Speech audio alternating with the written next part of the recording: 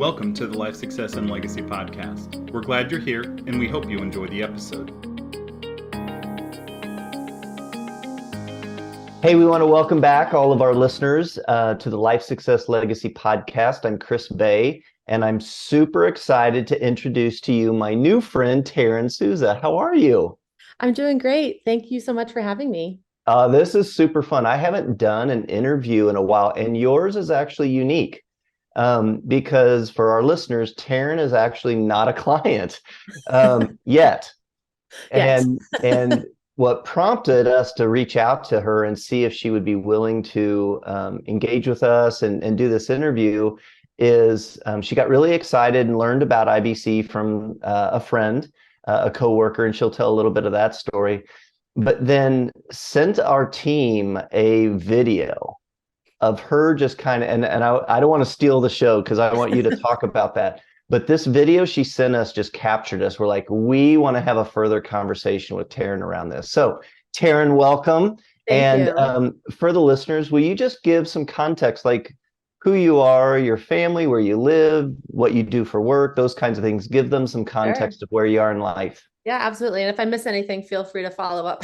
Okay. So I am a 36-year-old mom. I have a 4-year-old. I have a husband, and we also have our nephew living with us for a year. He's from Brazil, and he's finishing out high school here in the US. And then he intends to enlist into the Marines. So helping his dreams come true and housing him and putting him up. So we are biologically, I guess, a family of 3, but we have this bonus kiddo who's 17, Great. which has been really fun. I am a former teacher. Sometimes I say recovering teacher. Yes. Yes. Chris, I do. It's a lot, and we could talk about just that topic all day. But I actually now own my own boutique marketing agency where I specialize in running paid ad campaigns for clients that are service-based and locally based, both on Facebook and Google. So I took that leap of faith from having that the reliable, quote unquote, I guess, bi-weekly paycheck, summers off, vacations, sprinkled into the year. But, that just wasn't enough for me because there were just so many things that, again, we could talk about it all day. It wasn't fulfilling me, not for a lack of love for the kids and the profession itself. I was a band teacher, so it was such a fun job. I could even say passion, but I felt something deeper inside me that I had to shift. So now I own my own business. My husband owns his own business. He owns an auto detailing shop. So right now we're just really excited to have learned about IBC and seeing where that can take us. That's a little bit about me. Did I miss anything? That was fantastic. I'm curious. You and I have joked about your super hot Brazilian husband, who I've never met or seen, but I just think Kelly's going to meet him tonight. Yeah. You guys are doing your dream conversation. Yes. But I can only imagine that he is. I mean, he's from Brazil, and everybody from Brazil is super hot, right? Super hot. You got that sexy accent. How did you guys meet? Through mutual friends, actually. Okay. So for our first date, so I was like, okay, no expectations. Like our friends wanted to set us up on a date. And I was like, oh, like no expectations. I had kind of gotten out of a longer relationship, and I was just like, whatever, like no expectations. But I'm very active and I like to be fit and whatnot. And I always like to try new things. And so I was looking for a CrossFit class in the area. I was visiting my friend for April vacation because, teacher. And she was like, well, I can't find a CrossFit class, but what about Leo? He said that he would give you a private jujitsu lesson. So that was our first date, and the rest is history. Nice. Very nice. So we intentionally wanted to ask you if you'd be willing to do a podcast with us because you're not a client yet. Right. And yet you have engaged, you have been learning, you sent us the video, you've been doing all these things. And what we wanted to share with people is the opportunity for someone who is early in their process with Life Success Legacy and learning about infinite banking. What's that like? What captured you? Those kinds of things. So maybe just start from the beginning. You learned about IBC from a coworker, right? Yeah. So Haley, David Schofer, is a coworker who I was just kind of, we were contracting with another agency that I was doing some just contracting work with as I was growing my agency. And the owner of the agency gave her an opportunity to share about this IBC concept that she had been exploring and, taking quite seriously because, now she's an agent, and she just wanted to share it, and you could tell how passionate she was about it. And she shared about her journey with it and what it's done for her. And this came at a perfect time because I was actually looking for life insurance for myself because, I hadn't gotten on getting life insurance yet for me. And that I felt a little guilt around that because I've got, this 4-year-old and I've got this family and all of these, financial things that should I pass away unexpectedly, my family would be stuck. So I was open ears, especially because of that. It was the right timing. And I was like, okay, great. Life insurance. Cool. And well, what else can I do with this? And she just kind of like shared the potential. And I was, when a dog hears something and they're like, their ears go up. Right. I was like that. And I asked a bunch of questions. I interjected a little bit during her presentation just to ask clarifying questions. And I was just very, very interested. And so I think just a couple of days after that presentation that she gave, and it was very informal and it was just making people aware of it, but then providing the resources to, come to you guys. And I remember she said, these guys are legit. These guys are awesome. And, very trustworthy. I've been working with them, X amount of years. And that gave me peace of mind as well, because there's this coworker / friend that's referring me to a group of people or agency that, has taken good care of her. So that, referral is always helpful. And I felt comfortable from the start. And so I reached out to schedule a call, I think maybe a couple days after that. And the rest is history. It's just been like, and before that, I've read the book, the book. And I've just been consuming the podcast like crazy, and I've just been learning a ton, and it's been life-changing already. And I haven't even started any policies. Yeah. So we have our process, and for those who listen to our podcast, they know our process. We talk about, how we go through, but we really view ourselves as an educational organization.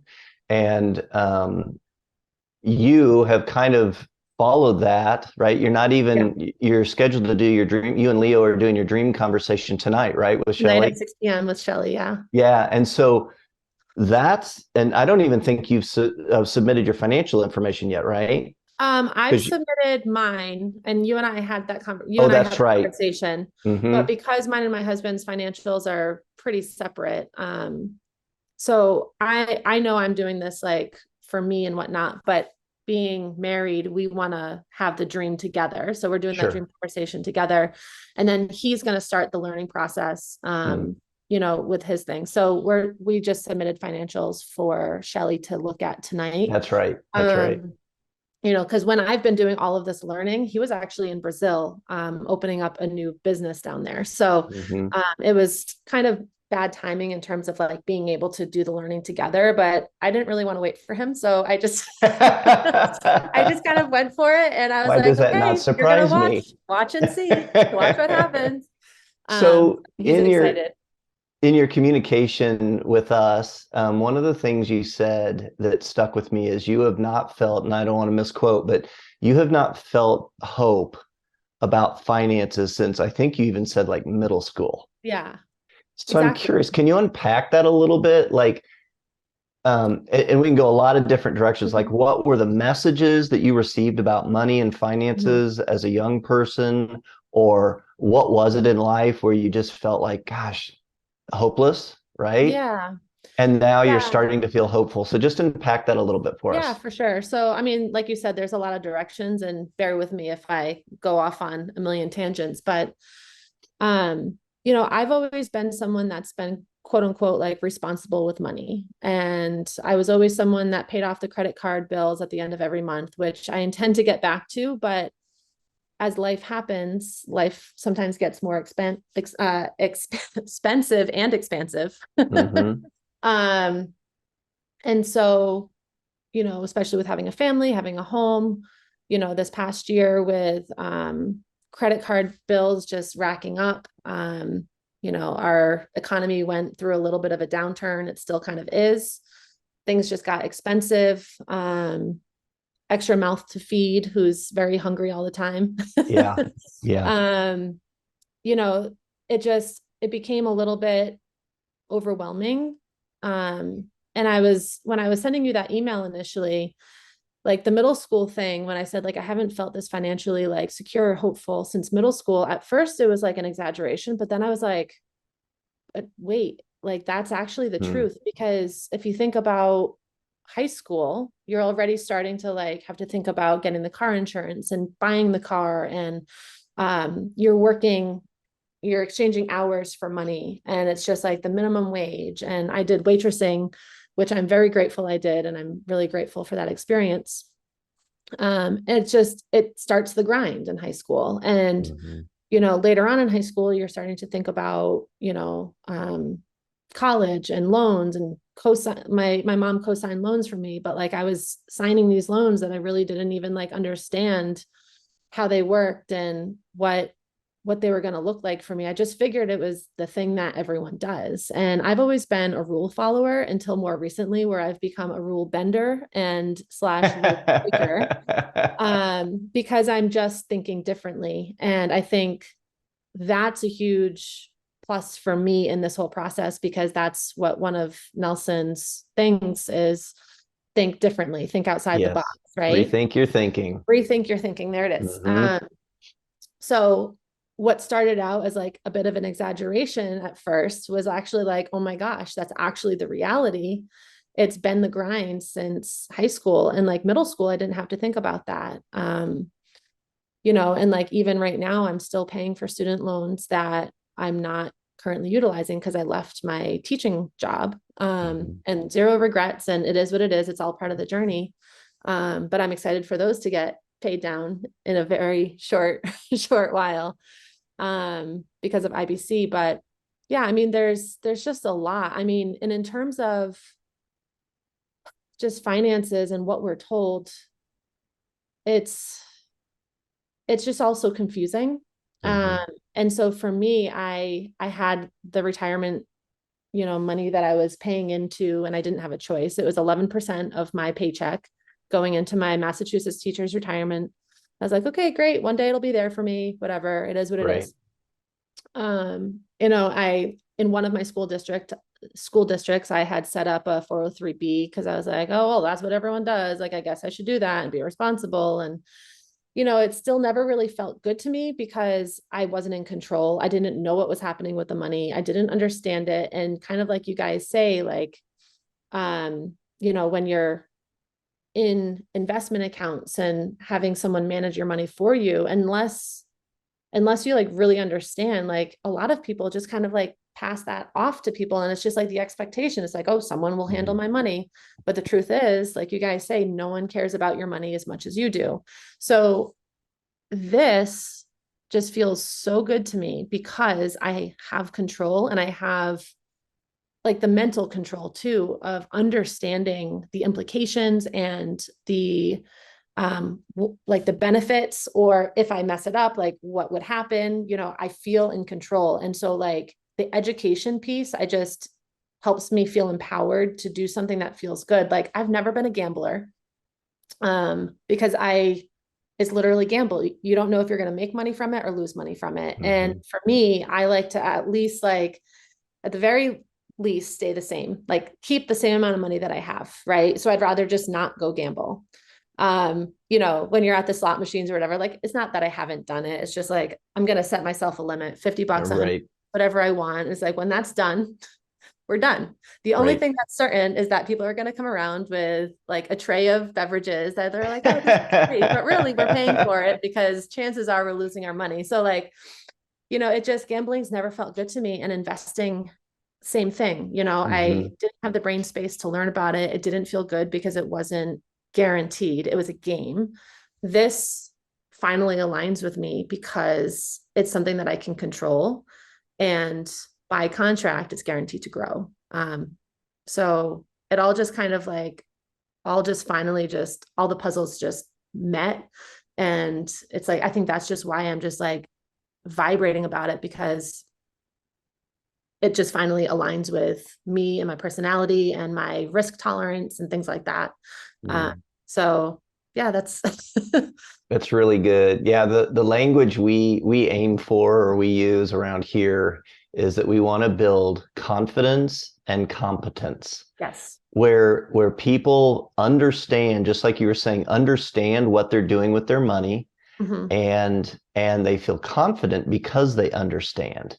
And they know it's not in the hands of some market that may go up, may go down. And by the way, the timing of when it goes up and down is really important, depending on where you are in life and all that.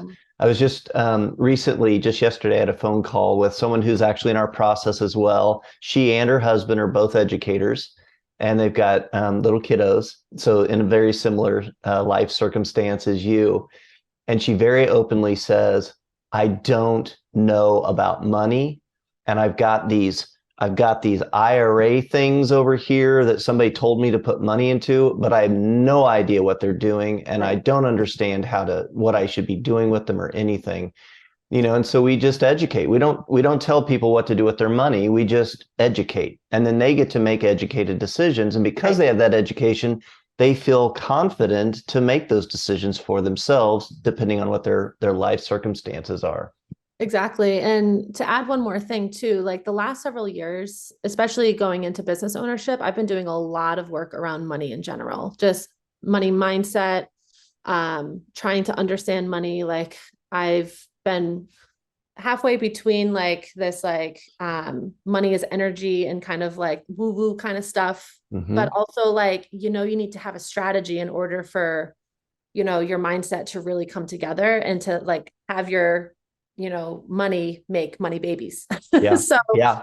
like, and I just didn't have that strategy piece. Like I've been doing a lot of mindset work around it. And I think where I am right now with my mindset is like where I am with IBC. It's partly because I've been doing so much mindset work around money to get my brain there so that I was willing to like think differently and consume the information and just understand that like what I've been doing hasn't been working. So why would I continue to do the same thing? And what I know now, like with what I know now about IBC, how on earth, I think I said this in the video that I sent you guys, how on earth could I continue to go back to doing things the way that I was? So like my mindset was improving, but I just didn't have that strategy piece yet. And this is the strategy piece that I feel like is going to be life-changing for me. And I already see it years down the road, and it excites me. So you've been doing this work around kind of abundance mindset, Yes. right? And then the law of attraction comes into play. And oh, by the way, I'm going to introduce you to this concept. Where did this come from? Right. Yeah. So Haley was like my guardian angel that was like, Taryn, I need to share this with you. You're ready. Haley's fantastic. Yeah, she is. Yeah. So you mentioned the video. Let's talk about that a little bit, because for us who got to watch it, it was so fun. Like I immediately was shooting it to the team. I was like, you guys, because I send a lot of stuff to the team and I don't know how much they actually read or watch or whatever. But this one, I was like, please take a moment. And then, well, anyway, I don't want to steal the show. So tell us where you were, what your routine is and what you did. And then also kind of the reaction from our team when you sent it. Yeah, for sure. So, my morning routine is to drop both the kids off from school. I leave at hopefully by 6:50 in the morning. I think that morning was 6:55. So Luke got to school a little bit later than he should have. but we drive like to school listening to either like music on low or just kind of like letting everyone wake up. My son in the back is having, a granola bar in his car seat and his juice and whatnot. And it's not my me time yet. And so I drop Wesley off, my 4-year-old at school. And then just before I back out of the driveway, because he goes to an awesome in-home daycare, I turn on a podcast. And prior to discovering you guys, I'd been listening to some other podcasts surrounded, about like business mindset, money mindset, things like that. But it's been my routine. And sometimes I will just like listen to music if I need to like cheer myself up or whatever it may be. So I have my Spotify playlist, but then that particular day I listened to your podcast, which has been on like mostly like it's been like pretty never ending. Just going through all of your episodes, which has been really fun. And do you remember what the episode was that I was? I don't remember the specific one, but it was Mike. You spoke about how Mike Everett thought when he learned about IBC, he was 50. Yes, exactly. Right? So it was kind of like even off topic from like what the podcast was about. It was really his story that stuck with me and it inspired me. And he was saying these things and he was saying, I finally felt hope for the first time. I was 50 years old and I was doing all these things and I was investing, like putting money into the investment and retirement accounts. And like, I was thinking to myself, is this all life is? And then I was like, yes, like, that's exactly how I feel. I feel like I finally like uncovered this gem of a process that I just finally feel hope. And that's truly the word is hope. And again, like I haven't even started any policies yet, but I see the vision because I get it. Mm-hmm. So as I'm driving and listening, I kind of felt like I was like in church. I was actually vocalizing out loud. I was just like, yes. Yes, yes, and I'm of course by myself. Can I get an amen? Cool. Exactly. And so I just felt overcome with gratefulness to you guys. And so I do my best thinking in the car and I was like, I need to send them a video. So I finally pull into my neighborhood, I pull into my driveway and I just take out my phone. And it's still dark outside, right? It's still pretty dark outside. Yeah. And so I pull into the garage and I just make a video and I just kind of go off on tangents and I'm just sharing my story about like how I resonated with Mike and how I'm grateful that like I'm 36 and he didn't discover this until he was 50 and look at him, like he's created a whole business around this because he believes in it so much. But I just shared a little bit about how I can finally envision leaving a legacy for my family and not even just like if I were to, go unexpectedly. Obviously, we hope that doesn't happen. And, I've been doing a lot of contemplating like my own mortality just because like you see people around like, passing away unexpectedly and all this. So of course I want to get the life insurance. But I was just never able to get to the point where I felt like I was actually going to leave my family something. I didn't even know if I was going to have anything for retirement because,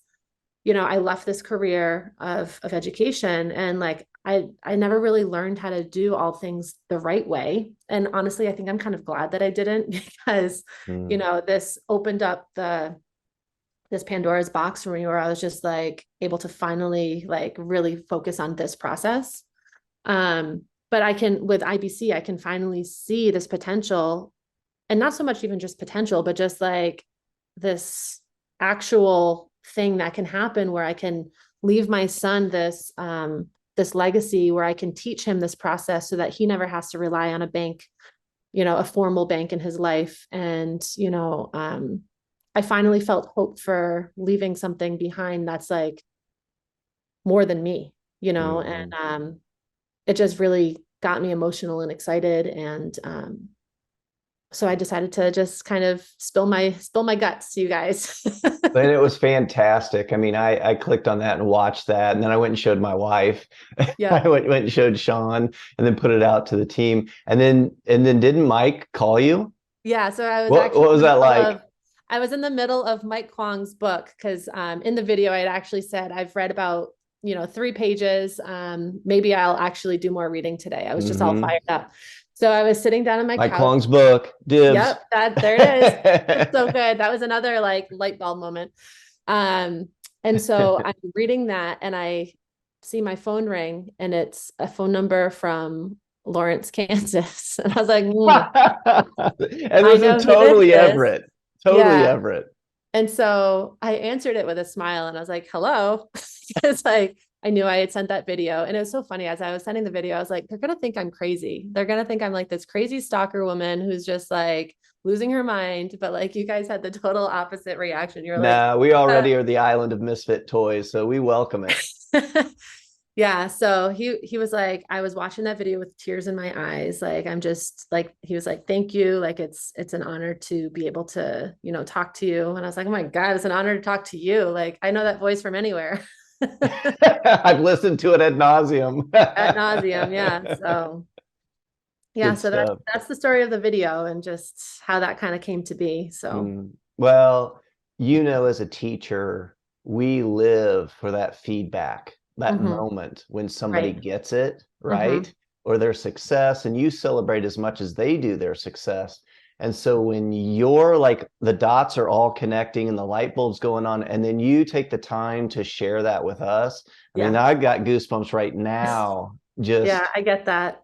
It's fantastic. So thank you. Thank you for welcome. Doing that. Yeah, I never really thought about it from the educator perspective like that, but I can see how that would make such a big impact on you guys and any educator. I still get proud when my former students, tell me about different things. And I actually gave a trumpet lesson to one of my students prior to her college audition because she's auditioning for music schools. And even though she's not, my student anymore, she seems to always look at me as her teacher. And so, she'll give me a call or like ask me for advice or anything like that. And it's so amazing to get that feedback. So from that perspective, I never really thought of that, but you're welcome. Yeah, it's fantastic. So I'm curious, you brought up your Wesley, your 4-year-old. And I'd love to hear you talk about 2 different things, both of them about aspirations.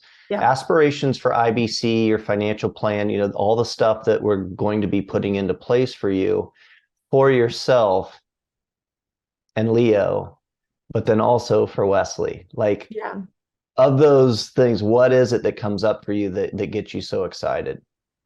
Yeah, so it's really multifaceted in the sense that it's not just one thing that I get excited about. Of course, at the forefront of it is eliminating outside debt.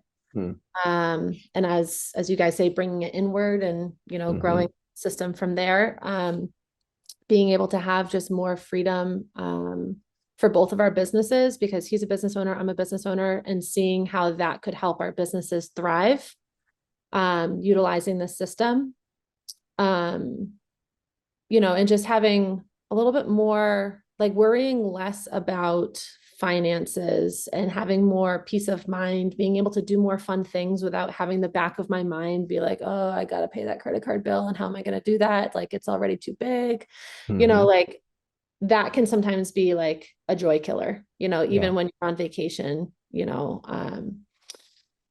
or doing fun things if you've already got that stress. So I'm looking forward to that being lessened or gone completely. And in terms of Wesley and even Luke, I have, a 17-year-old who's going to be 18 soon. He's going to be on his own. And, he obviously still has the support of his parents who've been doing a really amazing job with teaching him financial stuff. I'm excited to, share this with him if it's something that he's interested in.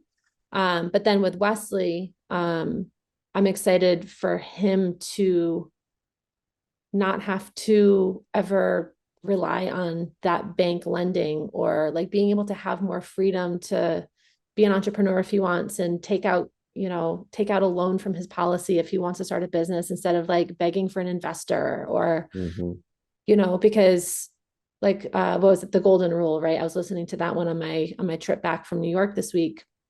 those who have the gold make the rules. And I want him to be able to make the rules for his life because it's the life he wants to live and what he wants to do with his life. I've always had to play by the rules. And like I told you, I've more recently been a rule bender and breaker. And if we hold the gold, then we can make our own rules and do what we want. And we're not at the mercy of other people who don't see our vision or don't see our dream or our aspirations and passions. And we can just do it anyway, or he can specifically do it anyway because he wants to, and it feels right to him, and not just some, bank lender, he doesn't have a, high enough credit score, or he doesn't have enough credit history or whatever. It's like, well, too bad you don't have the gold. Right. Exactly. So I just, like in my 30s in particular, I've done a lot more soul searching and just like breaking out of the box, breaking more rules, I'm not like breaking bad rules and running stop signs and that kind of stuff. It's running just with scissors. not running with scissors. Well, really, it's Nelson's language of rethink your thinking. You're saying, okay, here's the stuff that everybody puts out there for us. It's in the media. It's all over, right? What Nelson called the noise. And you're just looking at it and going, is that true? Right. Are there alternatives? Right. Yeah. Everyone says this is the rule, but maybe there's another direction to go. Well, and for example, I remember when I made the decision to leave my teaching job. Of course, the teaching job comes with benefits. I'll use those. And that's one of those things that people get boxed into so easily in life. And I remember distinctly telling my dad, and I actually just had this conversation with him a couple of days ago. We were just kind of like reminiscing. And I remember telling my dad that I was leaving teaching. And he, of course, was a little sad at first because he was always like the ultimate band dad. He would, always come to my concerts when I was the musician, like in the like performing, but he would always come to my students' performances when I was the one holding the baton. He would show up for those parents that weren't showing up for their kids. And like, he was that type of, he's just that type of dad, And so, but I remember when I told him that I was leaving, he said, but what about the benefits? And I said, Dad, I understand, but there's no benefits to staying in a job if you're going to school crying every single day. And so to me, rethinking my thinking of, I can purchase health insurance somewhere else. I can do this another way. It doesn't have to be this way, because right now it's not okay for my health. It's not okay for my family. It's not okay for my mental state. Like it just wasn't okay. So I had to rethink my thinking. Everything that I was ever told about, graduate from high school, go to college, get a job with benefits, and, just be in the grind. I stopped subscribing to that years, honestly, before I left my teaching job, but I didn't have a backup yet. But when I was finally able to make the leap of faith, I was of course scared. I had fears, but I just had to do it anyway. And so rethinking your thinking was a huge piece for me, and just mindset. That's the biggest, most important thing of anything. If you want change, you have to change your mindset, rethink your thinking. So it's been helpful for me in a lot of ways. And I'm just so glad I've been able to be open-minded about this process, because if I was still closed off, or like, no, my mom said this, or my dad said this, or like, so-and-so financial advisor said this, I wouldn't be on this podcast with you guys. I wouldn't be like seeing the hope that I have. I wouldn't be liquidating my MTRS account so I could be starting this process and paying off these debts and just growing a legacy. So I'm very grateful for a lot of things. That's fantastic. Yeah. And I think for me, just reflecting on my own life, whether it's as a dad or even back in my school principal days, or as a husband, as my mindset has changed, how much that ripple effect affects the people in my life. Yeah. I think about when I realized that I absolutely hated doing staff meetings as a school principal, and we stopped doing them. Good for you. Right. Like we'd go to Teachers everywhere are thanking you. I know. And teachers are like, what? Is that even a thing? Yeah, we literally we would meet after the school day at a local bar and grill, Nice. and I would buy appetizers. And I said, you get beverages on your own. And then I would have a question or a topic that we had been discussing or someone had asked. And you know what it's like at a staff meeting. People are like looking at their watch trying to get out. And these folks would not leave.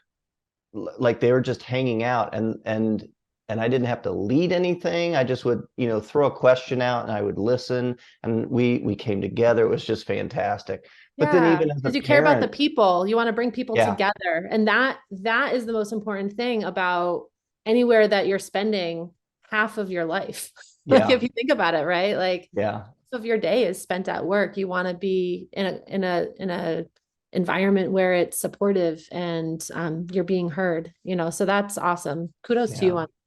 And even as a husband and as a parent, just our mindset shifting. And I know some shifts that my wife and I have made over the years that our kids are like, oh my gosh, I'm so glad. And that's actually how I know Haley is through I would say a personal development seminar. Yes. Heart Connection seminars. Shout out to Heart Connection, spelled with an X, not a CTION. Heart Connection seminars. One of their seminars called Breakthrough, I did back in 2008, and it completely shifted my mindset, gave me a different way of thinking. And so that was fantastic. So I'm curious with Wesley, and we'll start to wrap this up. With Wesley, are there messages or lessons that either you were taught? I think of this book called, it's written by a CPA, and he talks about things I was taught that are not true, right? Yep. Are there things that you have gathered over your lifetime, or things that you're learning that now as a mom, you're like, I want to teach Wesley this mindset? These are some of the things that would be different than how maybe I grew up. Yeah. So I think I always, when growing up, and also like disclaimer, like my parents did an amazing job with me. Yeah. And, as a parent myself, that no parent is perfect and no parent actually knows what they're doing. Right. We're making it up. We're just figuring it out day by day. But I think, and it also has that ripple effect of like, my parents were also taught a certain way. So it's that generational thing where they're only doing as good as what they were taught because that's what their parents knew. I'm trying to break some like generational cycles, especially around money. And I guess I always grew up feeling like money ran out. But that's not to say we were ever poor, or if we ever were, I never knew it. We never went without. But it was never like we had luxuries or like overspent or things like that. I would say we were like solid middle class. But what does that even mean anymore? That's a whole question, right? I was always fed, always had everything that I needed. It was just little things like, make sure you turn off those lights because, that electricity bill, or close the door behind you because, we're not heating the whole town. Little things like that I think it was always just like, and it's funny, this past winter, I found myself doing that because I was struggling financially and bills were just too high and the income just wasn't enough. And so I caught myself in that moment doing the same things, and not that they're bad things to say or do. It was just, it gave that sense of lack, the lack mindset instead of abundance mindset. And also not that we should be wasting electricity or anything like that. Like I also don't believe the opposite. It gave that feeling of money could run out, or like if the lights are on for too long or whatever, that, the bill's going to be too high. And you know what I mean? So it was that kind of just like small little things that never really thought about until I was an adult. When I have been trying to just like think about, my money understandings and whatnot. And I never really learned how my money could make more money. I think it was always money in exchange for time. And so for now, like right now, I refuse to do, like, bill my clients by hours. Like, I don't do an hourly rate, like with the exception of if there's like a weird, like just extra task, I just have a strict like $150 an hour for that. But I do project-based and I do value-based pricing because I just don't believe in exchanging your time for money because it's not sustainable. So that's something that I've gotten out of, you know, my work around money. So I think those are the types of things that I want Wesley to know, is that like, you don't, you know, there's value in doing hourly work at first, right? It teaches you hard work and grit and all of that. And I think everyone should work in a restaurant. Yeah. You know, and there's 100% there's value for that, but it doesn't mean that that's how you always have to live. And then interestingly, I thought that when I hit like a certain age, when I was like officially an adult, maybe like in my 30s or whatever, paycheck to paycheck wasn't a thing. But here I am, paycheck to paycheck, and it's just become the norm. And I don't want that to be. Yeah. I want to have true wealth. I want to have, you know, money being generated when I'm not trading my time. And so I'm seeking those opportunities where I can, you know, be spending time with my family, doing the things we love, creating beautiful memories, and just enjoying each other's company and all of that without having to constantly be working. And that's not to say like right now I'm not trading my time for money, because right now my agency is still young and it is mostly just me. And so I'm doing most of the client deliverables. And so like knowing where I am, I can also see the vision of where I'd like to be, and being able to have, you know, a business that generates income for our family, or a process or a strategy that generates income for our family without having to constantly trade our time. So I think that's the biggest thing that I want him to just understand, but also understand the value of a dollar and the value of hard work as well, because I think that's just equally as important to understand too. But it doesn't have to be the way of life forever. Right. When you talk about exchanging that time for money, there's a book that I really appreciated called Your Money or Your Life by Vicki Robin. And she wrote it years ago, and then re-released it actually. She's in her 70s at least. And it talks about like when you say I'm not going to bill people hourly, you know, she talks about some of those kinds of things and really looking at, okay, if we go on this vacation and it costs X amount of dollars, how many hours did I have to work to pay for that vacation? And did I get the fulfillment, the quality of life from it? Was it worth it to me? Some people may say yes, right? But other people may say, no, I don't want to work that many hours to create that, right? Yeah. So it's a really interesting book, and you may enjoy it. Your Money or Your Life, Vicki Robin. It's a yellow book sitting right back there on the bookshelf. Yeah, it's a good Perfect. one. Send that to me via email. I'm definitely like, so my genre of reading I've discovered is like personal development. I was never into like reading like stories or fiction or really, depending, the nonfiction. But when it comes to like just like hacking your way through like better life enjoyment and like better ways to live and things like that, like that's my jam. So it sounds like quick little tool, because I'm like that too, and I'm a nonfiction guy. Blinkist, are you familiar with that app? So, and then we'll wrap this up for our listeners. But for our listeners, if you're a learner, which if you're listening to this, you probably are, Blinkist is an app that what they do is they have people who will summarize nonfiction books for you. And so within like a 15 to 20 minute period, you can get the main ideas of a book. And and you can do it either by listening or reading. They have both available. And how I use it is if someone recommends a book to me, I'll see if Blinkist has it. I'll listen to the summary or read the summary. And then that helps me decide whether I want to go ahead and buy the book. Oh, that's smart. And so I can get through a lot of recommendations that people may make in a shorter amount of time and save money and paper and all those things. And then the books that I really know I want to read, I nail it. So it's really cool. You use Profit First, right? I do. Yes. Yeah, that's another book that I highly recommend. Yeah, I actually got that on audiobook. So I listened to it, and I actually want to get it the hard copy, because I know he has like some different charts in there in it. Yeah. But Mike has a great way of Mike Michalowicz has a great way of writing, and it's very humorous and entertaining. So that was a game changer for my business too. I would highly recommend. Ours too. Shout out to Brandon Goswick, one of our IBC buddies down in Texas that we love and adore. Brandon and Nate. He was the one who he's like, "Hey, Bay, you need to read this. I know you're gonna love it."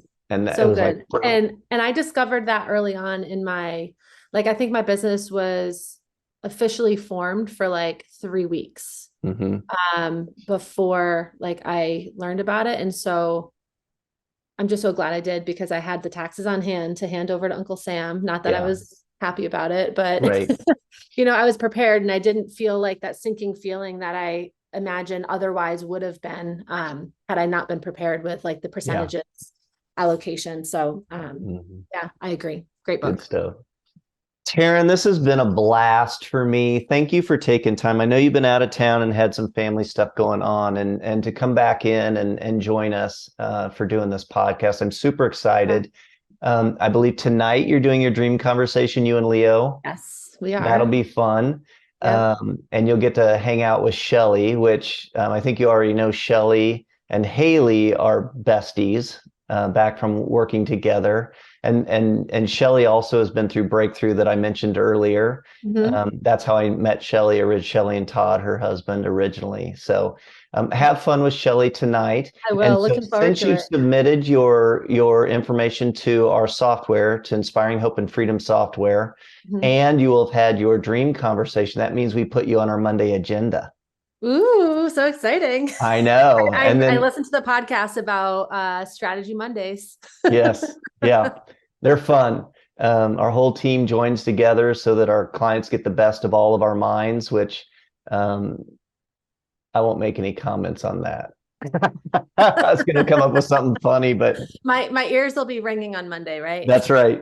We'll be reaching out to you to schedule a time to present that strategy. So that'll be fun. So exciting. So, I can't wait.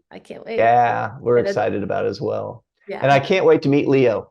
Yes, my sexy Brazilian husband. That's right. Taryn, thank you so much for joining us. Thank you for having me. Yeah, absolutely. To our listeners, thanks for listening in. Hopefully you enjoyed this kind of personal story of Taryn and her family, and how they are not even in using IBC yet, but they're just in process. But we hope that this message that Taryn had for you was beneficial. Check us out at lifesuccesslegacy.com.